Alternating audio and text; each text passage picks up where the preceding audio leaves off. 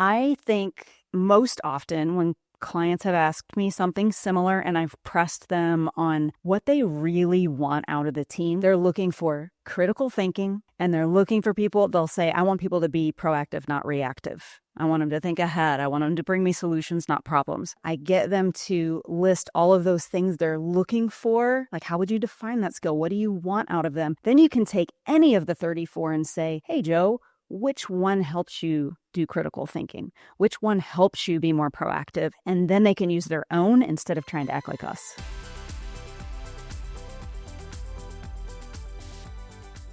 Hello, and welcome back to Coach to Coach. Today, we are talking about strategic. In the room today represents probably over 30,000 hours of strengths coaching. This is a very special episode because all three of us have this strength of strategic in our top 5, and we get to talk about it from that perspective. Now, before the show, we gave each other a challenge because our expert guests today and I all have been using this tool for many, many years. We are challenging each other to give each other new information today, an aha on this. And while doing that, we're going to give you some as well. And so, Lisa, let me come to you first. Could you tell our listeners where you're calling in from and your top 5, a little bit about you and what you do? Yeah, you bet. So Lisa Cummings, I'm in the Austin, Texas area, and I lead through strategic, number 1, then maximizer, positivity, individualization, and woo. And I think the 2 in my top 10 that come up next that really do color how my strategic shows up is focus and futuristic. Very cool. And a little bit about what you're up to.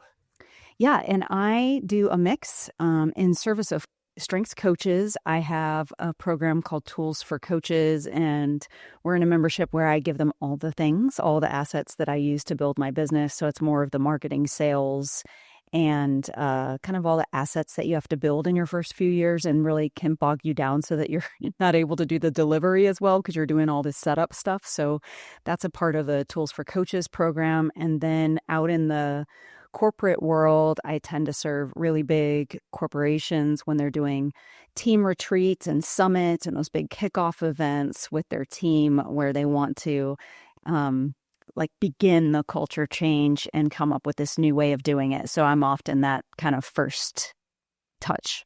And for the sake of our listeners, years with CliftonStrengths using this tool. Yeah, 1999 is when I started using it with my team. But 2015 is when I got certified and went out on my own to do it full time. So I take back 30,000. Lisa herself might have that starting from 1999 till now. I don't know. Okay, so that's my first aha of the day. I didn't know we were going back to the 90s today. She's an OG. You're the OG of OGs with 99. That's like you were using like fairness. You were using like you had like the terms before they became like varsity for maximizer, right? And like the domains were different. Yeah. Oh my gosh. And well, that's your cool. metaphor fits because I was pretty JV because I was making up my own stuff. I would buy the book for my team and I would buy First Break All the Rules and read it. And then I would get Strengths Finder for the team and pass out books and do the codes out of the back. That's amazing. All right, Kathy, I think we're keeping it in Texas today, right? Yes, you are. I'm Kathy Kersten, calling in from the Texas Hill Country. I'm about an hour west of Lisa. So you've got 2 Texans. And my top 5 are strategic, learner, input, belief, and maximizer. To round out my top 10, I also have a healthy dose of responsibility, communication, significance, individualization, and woo. And so I lean into my strengths as a consultant as well. I was an internal strengths coach at Rackspace for about 7 years, and I started my strengths journey as a coach in 2008, and I went independent in 2013. And so I help mostly tech companies, help them move through forming, storming, and norming to performing, using tools like StrengthsFinder, but I also work with anyone who's a strengths fan. So I've been doing quite a bit of work in higher ed this year, as well as small to medium businesses, and I especially love startups. startup world. That's fun. All right, cool. Thank you, Kathy. And okay, rounded us all the way to 10. So many questions from those. That's really cool. So I'm going to give my strengths today because I share strategic in the top 5. So I lead with maximizer, then it's achiever, activator, strategic comes in at 4, and then it's a ranger, and then 6 is belief. From there, it's what I call the orange slide. So it goes command, communication, self-assurance, competition, significance, and then woo. Like it's all packed in there. And so it colors everything about this particular strength in terms of how it shows up. So I am going to start with you two as our experts leading with this one. Number 1 for both of you. So Kathy, I'll come back to you on this one. Give us the high level here, strategic. I know you were last season, you were talking to us about strategic. And so you could pick up right where you left off or start again, a new baseline for our listeners. So if you recognize her, folks, because she was here last year being our strategic, Lisa was individualization last year. So now I got the 2 number 1s coming together with the same strength. It's so cool. So Kathy, can you give us some strategic description, definition stuff? Sure. When I think about strategic, I go down to the baseline of loves thinking through options, is a possibility thinker, enjoys getting up to that 10,000 foot level and seeing the entire playing field and playing it through their minds of all the possibilities that could exist. And for me, and if you're going to, I don't want to steal too much thunder, but if for me, it's a challenging strength. If I hear the words, it can't be done, I say, oh, yes, it can. And I just need time to think about it. So that's how I describe it.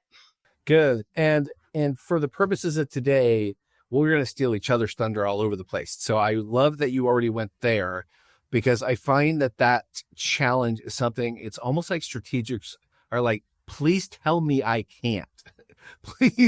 please do that for me because then I get to own this thing.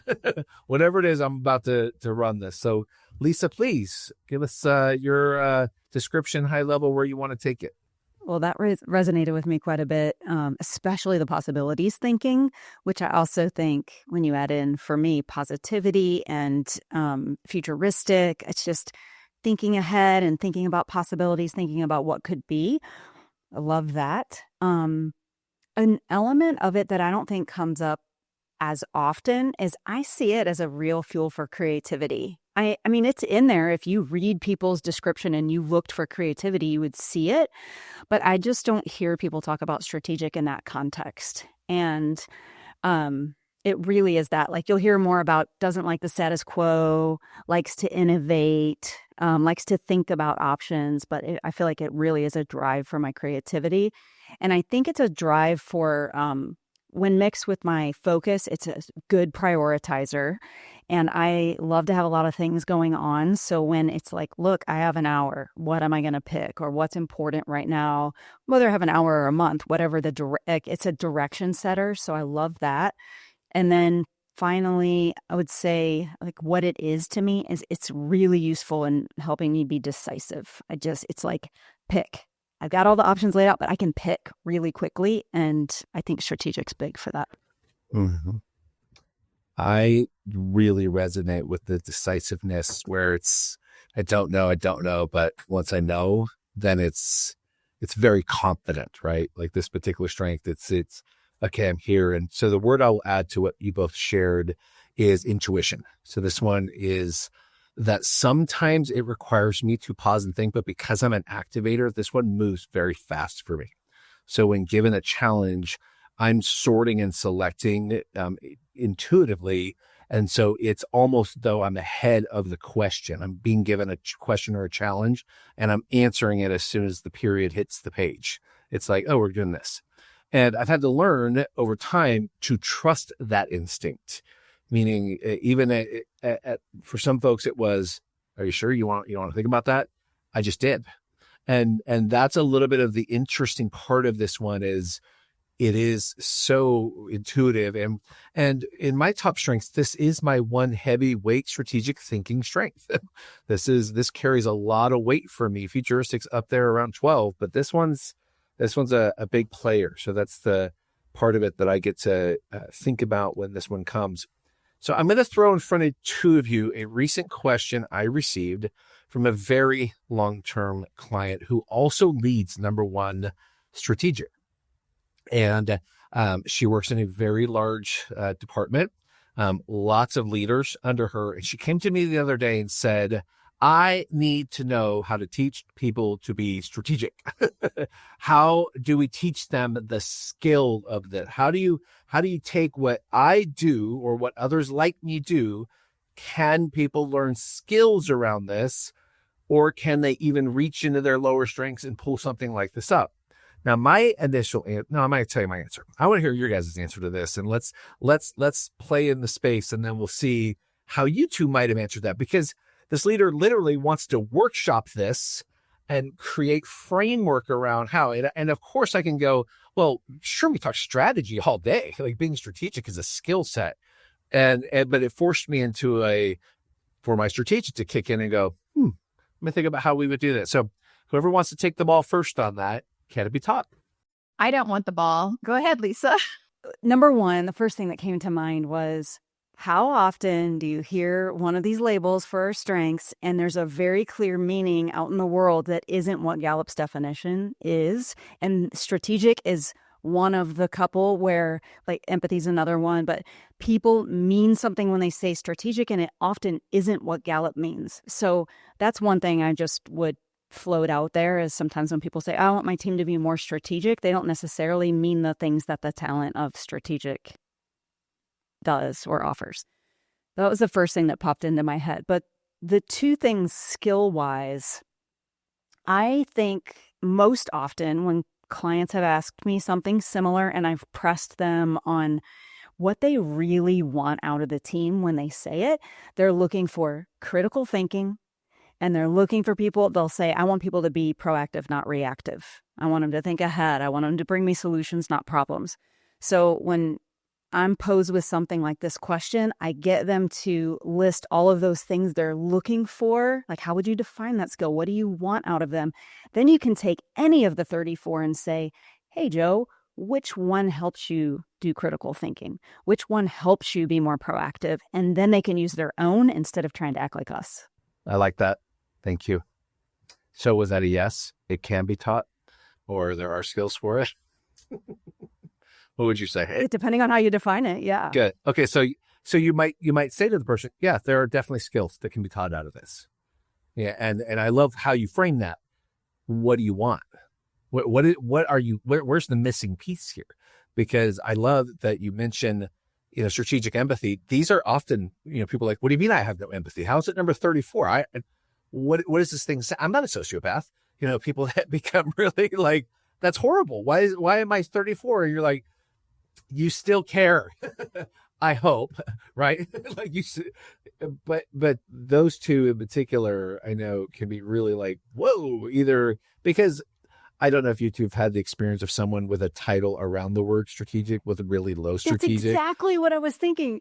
I will never forget the moment I was in a workshop when a woman just got promoted into a role where literally her title was strategist. And she got a report back and it said it was number 34. And 34 of 34.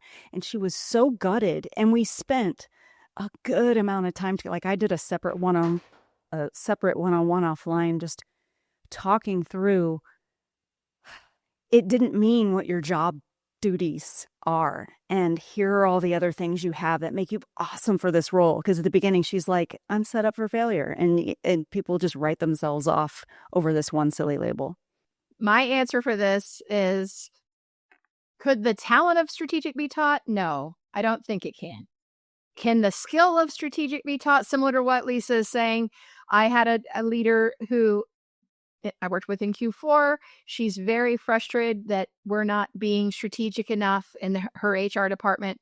To give a little look at their team grid, she's the only one with strategic themes along with influencing themes. Most of her team, it's HR, are executing and relationship building. So are we surprised that they're not they're responding to the moment every day. They're maintaining and creating relationships with their clientele, with their customer base, the rest of the company every day. They're not thinking about the things we do today and how they impact 6 months from now. And she's frustrated by it.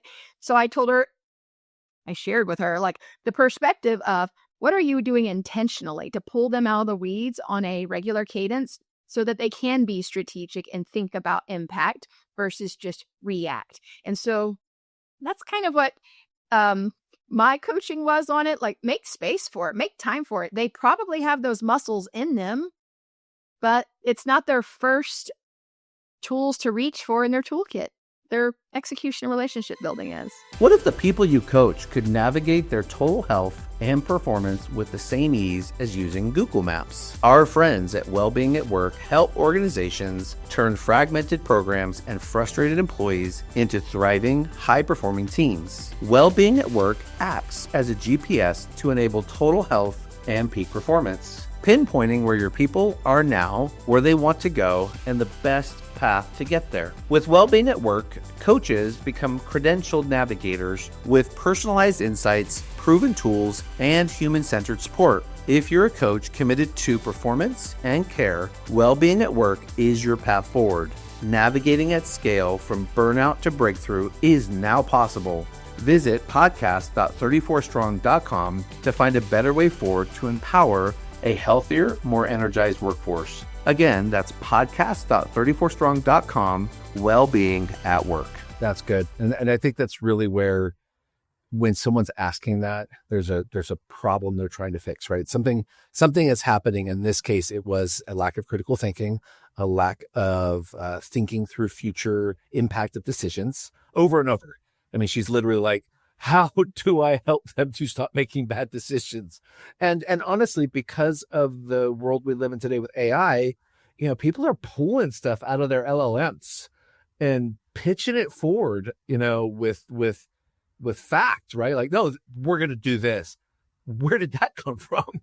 And so, we're in a realm where teaching people to critically think, evaluate, consider what, you mentioned it, Kathy, the options. What are the options that we can see? And so I would agree with that assessment. Teaching the talent is not possible because, this is, can one adapt into this one? I've often stated this is the one strength of all 34 that cannot be taught. This is the one that I've always set back and went, you can't teach what this one does. It's innate. Do you two agree with that, by that strong of a statement on that one? That's a spicy take.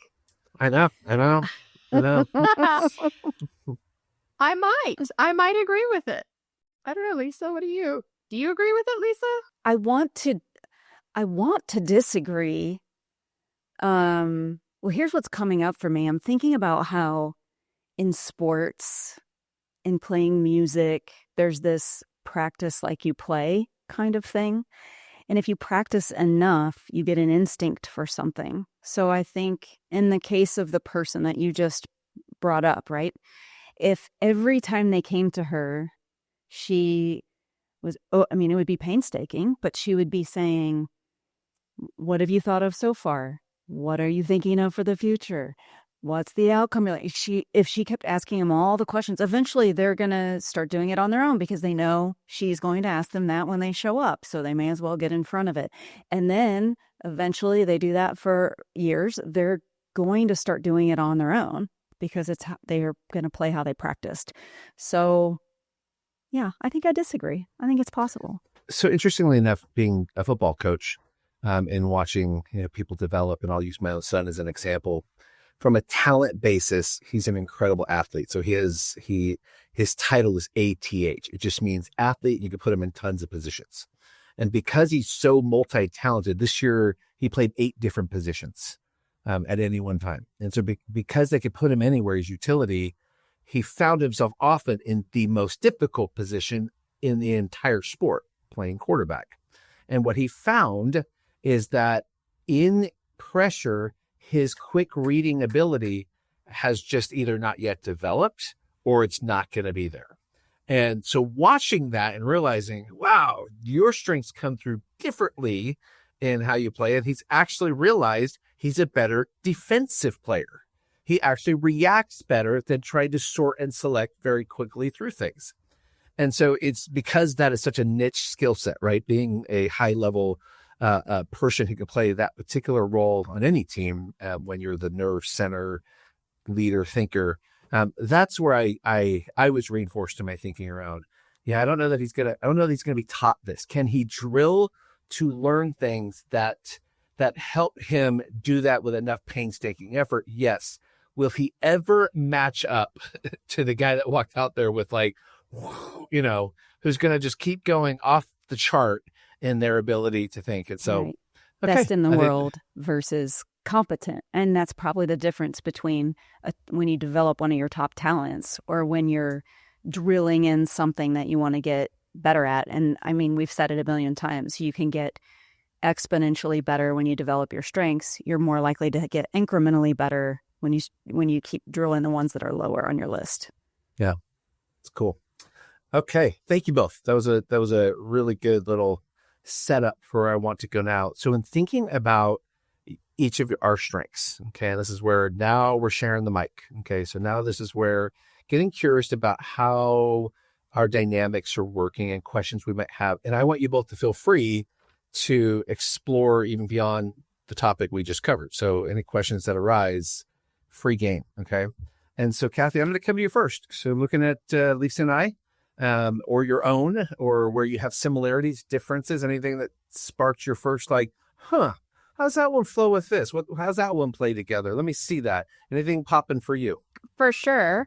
Let's talk about strategic maximizer. Don't we all have that in our top 5? Okay.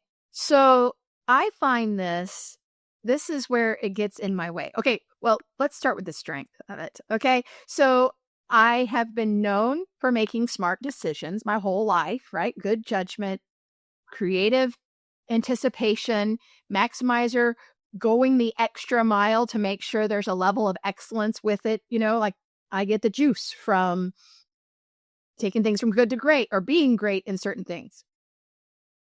Where it gets me down is the desire where I will think through the plan so much, like this optimization, this creative anticipation, optimization loop, where oftentimes I second guess myself, and then it doesn't come from a place of insecurity. It comes from this place of like, it's just still not good enough. And then I fail to shoot. I missed my shot. And I can't think of an example at the moment, folks, but it happens probably like in my grocery order, as I'm trying to get 2 weeks worth in on my curbside pickup, thinking about that anyway, and down to when I'm going to publish a newsletter and what one other thing do I want to add into that newsletter and how, before I push send, and it sort of drives me crazy. Do you experience this? Never. No, never. No, just kidding. I would say my flavor totally relates to what you're saying. And my flavor that's a little tweak from it is it's more of an iteration. So I'll get moving in it and then I'll lose myself where I'm like, oh, I could add this and I could do this. I could do this. I could do this. And then it keeps me out of wanting to fully launch. And it's more in a totally wouldn't come up in stuff like a grocery order. It would come up in design, and creating an activity, in visuals, things like that. So there's certain areas where I see it more, and I almost feel like I go into OCD brain because I am like, you cannot get me out of this. I am going to stay up all night until it looks so cool, and I can't let it go until it looks cool enough or is, at that level. So that excellence thing you were talking about, and it's subjective. I know it's my own, but I want to be like, yeah, I love that. So yeah, it's totally, and they put it, I call them troublemaker talents, and maximizer is absolutely my troublemaker talent. It's the one that shows up where I'm like, please, you gotta go to bed, troublemaker talent. Gotta put you aside for tonight. You've done enough today. It's good. It's time to sleep. I have an interesting relationship with maximizer because I lead with it, and also because I have a ranger. And so the three of those, if whatever it is I'm thinking about or processing has weight, everything you just described is painful. It is a constant process of reconfigure. And so I definitely relate to what you said, Lisa, about a design or a training, especially if it's big keynote or big, like this is a high stakes round right here. This needs to slap when I get this in that room and have big waves, right? This has got to work. Those things, I had heard somebody say once that professional speakers, for every minute they're going to talk, they prepare 1 hour. And early on in my 20s, when I did a lot of preaching as a pastor, I absolutely did that. I absolutely put an hour per minute. I mean, all this time. And it really, as I came to learn later, it really was that maximizer driving strategic, because I could keep seeing the option, but maximizer kept going, but what about this other option? What about this other one? And so I like what Lisa said, the troublemaker way of thinking. Mine would be more taskmaster of like, nope, got to get it. So where I found at this stage of my career, it comes when making very difficult people decisions. That's where those two just, oh God, because leading a company where you're facing a riff, leading a company where you're deciding on promotion or bonuses or how to pay people with sales, so you're moving through all of that, detail paid, that emotion becomes really difficult. And that's where, for me, it starts to work back on itself and take a lot more time. Great question, Kathy. Any thoughts as we shared that with you? I see all that you're talking about in me too. So the way that it's resonating with you, I see it with me. I stay up very late to tweak a PowerPoint. Well, I don't use PowerPoint because PowerPoint ain't good enough. I bet y'all don't either. I use Canva. But I'm thinking about how this has to be a theme throughout a lot of what we do that makes us similar. We probably make our own strengths finder materials. Lisa, you being the OG, you were coaching before there was materials, but I don't use many of the Gallup tools. I create my own because I want them to look and feel a certain way. I bet that's true for the other, for you folks too. So it's just interesting that we won't share our opinion of other people's materials on here. Okay. We'll just say, okay. I prefer my own, is what I guess I'm saying. It's very interesting. We're all going to heartily agree with that. Okay, perfect. And with leading others, I'm curious too. I'm somewhat I found myself to be critical of other people's performance and my own, way worse on my own. But I got early manager feedback. And I'm curious, did you get early manager feedback in your career where maybe you seemed like a devil's advocate, or you saw here's how you can do it next time better before you, maybe not Lisa, because she's got positivity. Lisa, I do think that saved me from being the nitpicker, having the nitpicker perception. I think for me, it's certainly, I had high belief in people and in their potential. And sometimes it did, I have like a sadness if somebody doesn't want to live into it. Or they're unwilling to try to see it in themselves. So there's some of that. When somebody might be okay with mediocre, it's tough for me to understand. So I think there's some of that. One of the bigger challenges in people management for me is more like my brain moves pretty fast, make a lot of decisions quickly. What I like to see out of a team member in performance is really different from how I personally perform. Like, I don't have executing talent themes. I'm all influence, and this one is a thinking theme, right? But I'm very influencing, and in relationship with positivity and individualization. So, I want things to automatically get done and automatically get done really well. So I love it when people are like, here's this super amazing thing that I got done, and I'm just going to report out to let you know, oh, this really big thing got done, and here's how awesome it is.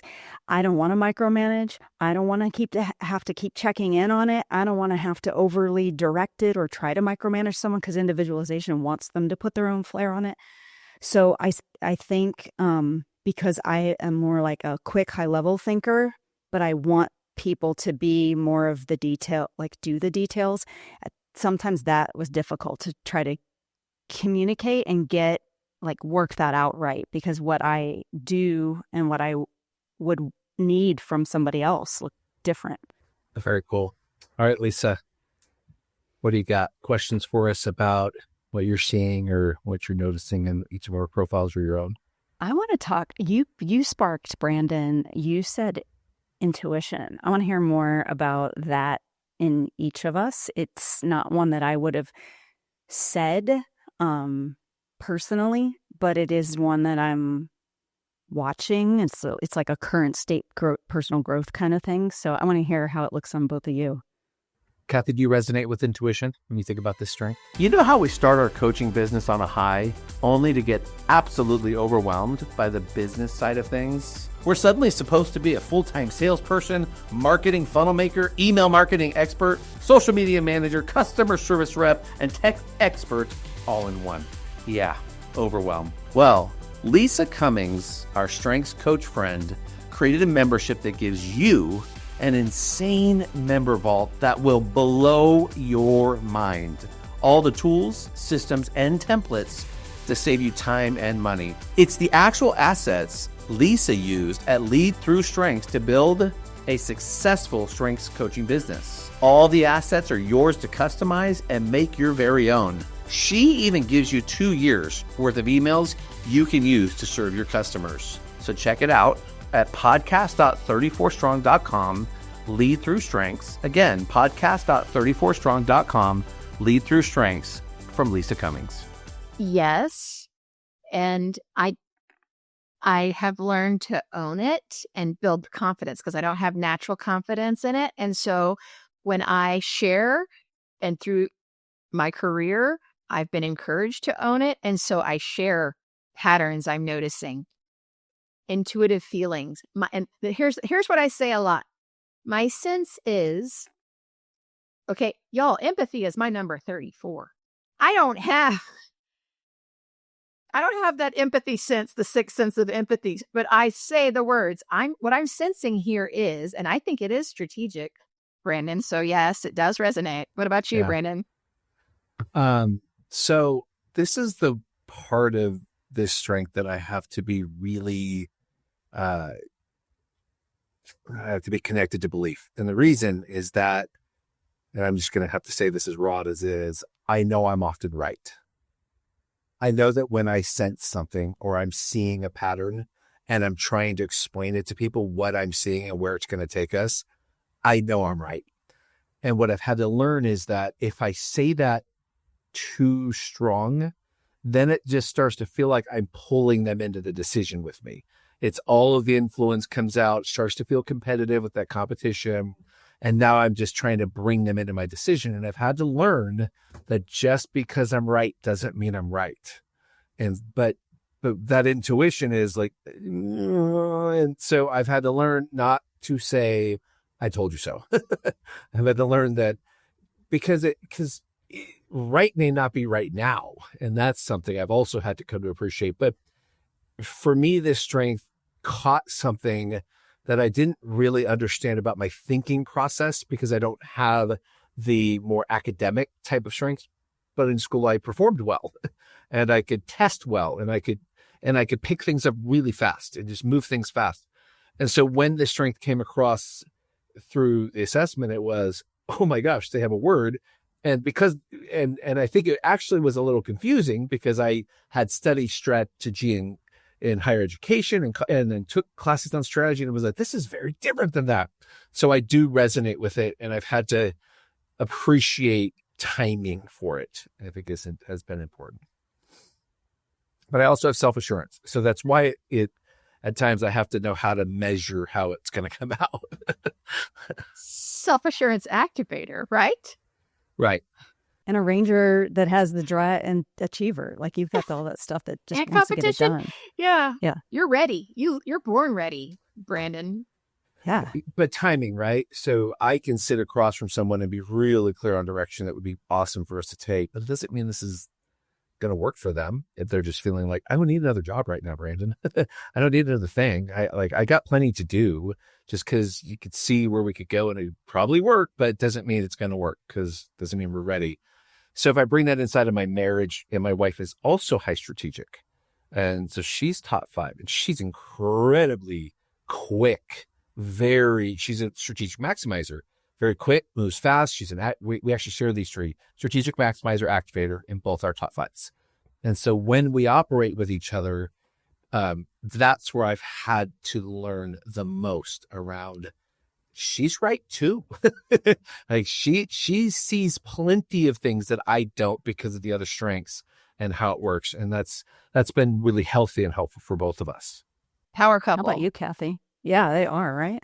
How about me? What? Tell me, Lisa, what do you want The me intuition part. to? Okay. Intuition. Well, like I said, I think I sense things, but I don't feel confident necessarily in them. I throw them out like a curiosity. Okay. So I lack the self-assurance. I lack the activator. I'm actually quite comfortable just thinking about things and not actually acting on them. I have been known to say with my strategic input learner, like when a problem arises, I'd rather go read a book about the problem than actually solve the problem. Sometimes I know, Brand, that's probably like terrible to hear from you. But that's just me. It's where I'm going next, actually, because I want to ask you about strategic input learner.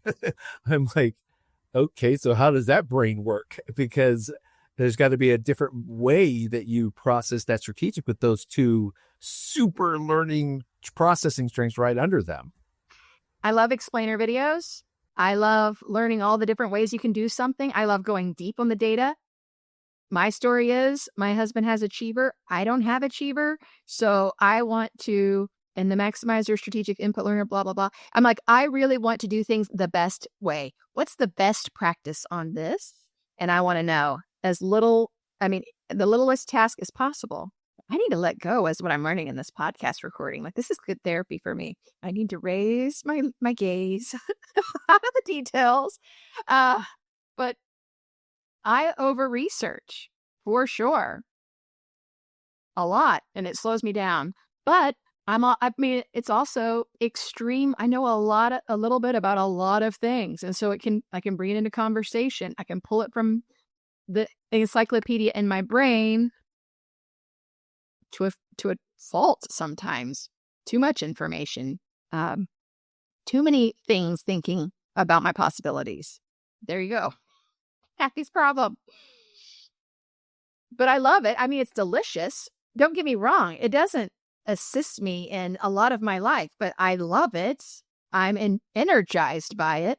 I want to read a book on the weekend. I want to go on vacation and dream with my notepad and my self-help book or my business builder book. I want to do that. And I don't really care if I actually execute on it. There you go.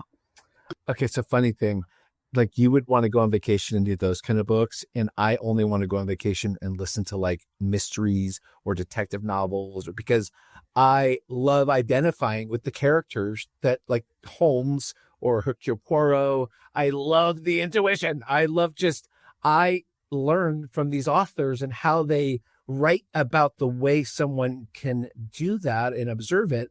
And so that's fascinating how you're over here like, yep, next business book, did that. I got great business ideas. I'm over here like, I can tell you about Death on the Nile. You want to know the next Poirot? And my wife laughs at me. She's like, here you are, this business guy. Like, you listen to all these. I'm like, yeah, but this is my unplug. Like, this is when I'm like, I get to go to fantasy land. It's really cool hearing both of your examples. Yeah. Tell us how you vacation, Lisa. Okay. I will. And I want to make that thread that you are both, you have these totally different ways of putting the puzzle together. And whereas Kathy, yours is more curiosity, depth, learning about that thing. Brandon's is like this expansive go out there in this totally different realm in order to pull in things for how other people solve problems. It's really interesting because it's like doing the same thing, but just doing it differently. I definitely, but now early career, I was the most voracious business book reader that probably ever was. And I felt extreme FOMO if I couldn't get through enough of them. So I would read every one I could, and I would be reading the summaries just in case so I could stay up on all of them. And now I've totally gone the other way. And now I'm fiction and I like the creativity of it. And I just totally detach. So vacation, I'd be more like, find me on a hike. Sure, I on a plane, I would much prefer to sit down with my journal and come up with ideas like you, Kathy. But that's just more of a motion sickness thing because I can't be reading a book because I would get motion sickness. So, I'm a total detacher and I like to get out, do something really physical and active, whether it's a concert or a hike or something like that. So those are my top couple. That's cool. Okay. So I want to give space for a really important part of this, I think. You two did a really good job of describing strategic from the standpoint of like, here's what it means to me, how I understand it. But I want you to take a moment, if you would, and describe the superpower of this one. I mean, describe what really, really makes it stand out. Like what really causes it, whether you want to use a coaching example or a way that it just shows up. Because I'll be really candid. I am honest with my children and grandchildren that I have favorites. That I am inclined toward that. I favor people. It doesn't mean I treat the others worse. I just have magnet. It just is a way I'm drawn in and personalities. And so, and all my kids will tell you who my favorite is. They know. And so, but with strengths, this is my favorite. Like this one to me stands, it's like mountaintop strength. Like when I see it in people's top 10, I'm like, you won the strength lottery. But I don't mean that someone's deficient who doesn't have it. I mean, it's just, this is such a cool strength. And I go into, great detail over why it is such a powerful strength. So if you dare to risk a little bit with me on just, you two lead with this, it's number one. Like you guys are, and because I, for our listeners, I have known Kathy and Lisa for a long time and have watched their careers and their businesses, and they are badass. Like they are really excellent at what they do, both from their expertise and impact at the same time. And it's growing. I think as we're all getting into that fifth floor of life, right? We're all moving into these new levels. Like you're feeling more like, I know some things now. Like I've done some stuff now. For me, I'm like, I earned these gray hairs right here. Like I earned this. I get to bring wisdom to the room now. I get more people calling me sir now. I'm like, oh gosh, I have arrived at sir. So for the two of you, like when you think about the strength and its power, can you give our listeners just some broader insight on that for those who share it or those who may be coaching it? The superpower of strategic is getting to be a consultant to yourself. If you can depersonalize and detach from the emotions of the problem you're stuck in or the situation that you're thinking through, if you can get outside yourself with it and think about it, oftentimes the way I unlock it for my clients is, what would you tell a friend in a similar situation, someone you care about in a similar situation? They usually get to the right answer and very quickly. And then I say, okay, follow your own advice, because it really is that Google map in our head, how to get from point A to point B in this situation. And it happens just as fast as Google Maps calculates it and can recalculate it when you take a wrong turn, if you can detach. And so that's mine. Okay. I am so taking that one. Consult it to yourself. And I got to ask you, okay, this is a total aside, but I'm just going to mention it. I really enjoy AI. I really enjoy my chat. I call it Chatty. And me and Chatty have a great relationship. And the reason why is because I feel like I was Chatty's consultant for so long to know how to consult me. Like, no, I don't want it that way. No, here, I want it this. No. I don't talk like that. I do it this. No. So when you say consultant to yourself, I have sometimes, and this is going to sound so bad, but I'm like, he's finally getting it. Like he's getting it, but like I think it's an it. It's getting it the way I want it coming back to me. That fits me, because I would find myself like, no, do it again. No, stop giving me random info, and learn how to set the settings up. So that was my aha. I challenged us today. Consult it to yourself. Very cool. Lisa, let's hear it. The logic side of my brain wants to call this the superpower of smart decisions. The woo part of my brain would call it aligned decisions. And either one, they're kind of the same thing, because and when I say aligned, it's like it's in alignment with whatever priority you have. For me, it's really amplified the fact that I have one executing talent in my top 14. It becomes my executing talent, because if somebody else is getting 20 things done, but I was able to get one correct, like the right decision, the smart decision, the aligned decision, the big one that mattered, I was able to focus on the thing that mattered and decide it and get it done quickly, because it's such a good sorter of things and cuts through all the extra gunk that doesn't matter. To me, that's the superpower. I'm not going to waste a bunch of time on things that don't matter. Awesome. Okay. Very cool. Unless I'm in Canva and I'm working on a really cool deck.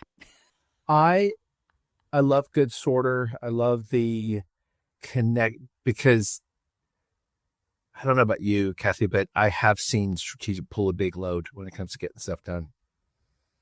Like I've noticed that. That's an interesting way to describe that. So, okay, dear listeners, we are rounding the bend. I know we could go on and on and on, but we're getting to our time today. So I want to give both Kathy and Lisa a chance to talk to you about where you can find them, and if you two want to give a little more detail on just add a little more to what you do, that's very cool. But let's just last parting shot. All right. So did we leave anything on the floor for our listeners about strategic? We did, because Brandon, you didn't tell us what you would define the mega superpower. Oh, thank you. Well, okay. So for me, it's the intuition. I mean, for me, I talk a lot about the unknown becoming known automatically. So I often associate strategic with gut thinking, and those mirrored neurons that are supposed to work within us. And so I have found that strategics truly are instinct thinkers, and when they're coached to trust their instincts, they find amazing outcomes, and they really do very quickly grow in confidence as they start to realize, I really am seeing this right, even when I'm told I'm not. So I'm, when you're talking to junior leaders coming up, and to even seniors that are going, yeah, you know what, I just have to lean into this. So the client that asked me about the skill set of it, who's a number one strategic, that's some of what she would mention to me. Like, I just don't know why they can't see it. And I get to coach on, they just don't have the cape. I'm sorry. They just don't have this one. They have a different one. They're Frozone, or they're like one of the other superheroes, Batman. I don't know. Like, this isn't theirs. Like, you have that one, and it's amazing. It's a superpower. And so, trusting that. All right. Kathy, did we leave anything else on the floor? I don't think so. We can close it strong, though. So you want us to tell where to find us? That's right, please. Okay. So I'm Kathy, Kersten.com, and I work with lots of small to medium businesses, a couple of enterprises, and Lisa does some really cool stuff. So I'm like, coaches, go find Lisa. I don't work very much with coaches. I collaborate with them, but I don't necessarily work helping coaches build their business, which is Lisa's jam. I have a podcast called Obey Your Strengths. I have a newsletter called Talents, Teams, and Tacos, because I enjoy taco culture, and I love to talk strengths. So I'm a big strengths geek. So reach out to me. I'd love to enable you. Yes. Do they find Talent, Team, and Tacos on the KathyKersten.com? KathyKersten.com and or LinkedIn? Can they? Oh, yes. There? Yeah. LinkedIn is my favorite place to be. So those are two places where KathyKirsten.com, friends. Dare you to check it out. Well, I dare thank you, you. because there's some cool stuff there. And Obey Your Strengths is a poppin' podcast. Lisa, you got to mention yours too, by the way, if you don't. Okay. If you're rocking that. So Lisa, please. Yes, and I agree. It's top notch, Kathy. Well done. Lead Through Strengths is the name of the website. It's the name of the podcast. And from there, you can find top navigation. You can find tools for coaches if you're a coach and you want to find out more about that. If you are more like just the manager, director, VP out there saying, I'm going to do a big retreat or we're going to have a big event for the team. I especially love the team retreats and thrive in those big rooms when you're like, we're bringing 750 people in, and can we do something just wild and big to kick this off and make it really energetic? And LinkedIn as well. So there are a lot of people. My name is so common, Lisa Cummings, but I did get the linkedin.com/in/Lisa Cummings. So if you don't know who's who and you're wondering if I'm the one, I'm the orange and teal person. I was going to say, mention your very distinct colors. That is a way to find you. Okay. Well, Kathy, Lisa, thank you so much for joining us today to talk about strategic. To our listeners, we hope that you found a tremendous value from this episode. If you did, please, sharing is caring. Pass it along to others who may enjoy also having a chance to learn what you're hearing today. And as always, we look forward to seeing you next time on Coach to Coach. Bye.